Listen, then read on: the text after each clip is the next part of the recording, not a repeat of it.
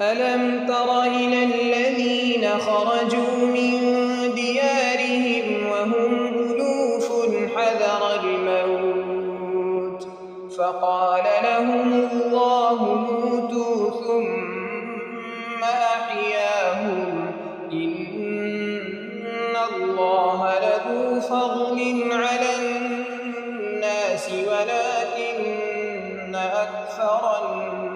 الناس لا يشكرون وقاتلوا في سبيل الله واعلموا أن الله سميع عليم من ذا الذي يقرض الله قرضا حسنا فيضاعفه له أضعافا كثيرة والله يقبض ويبسط وإليه ترجعون ألم تر إلى الملأ من بني إسرائيل من بعد موسى إذ قالوا لنبي له ابعث لنا ملكا نقاتل في سبيل الله قال هل عسيتم إن كتب عليكم القتال ألا تقاتلوا قالوا وما لنا ألا نقاتل في سبيل الله وقد أخرجنا من ديارنا وأبنائنا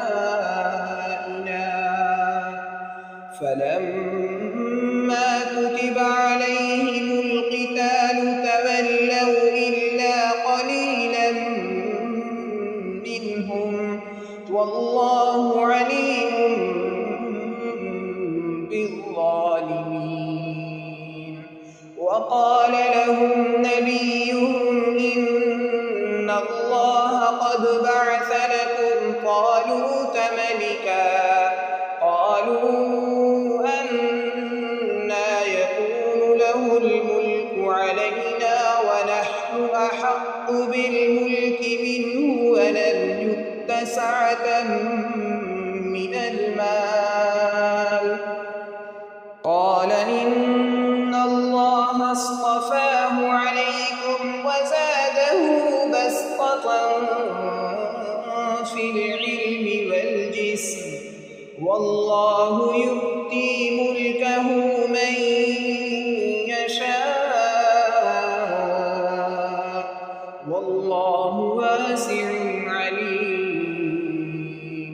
وقال لهم نبيهم إن آية ملكه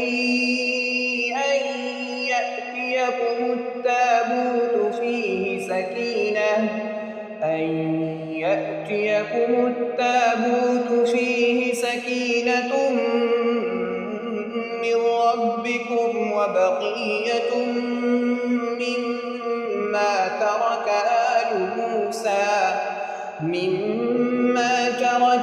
آل موسى وآل هارون تحمله الملائكة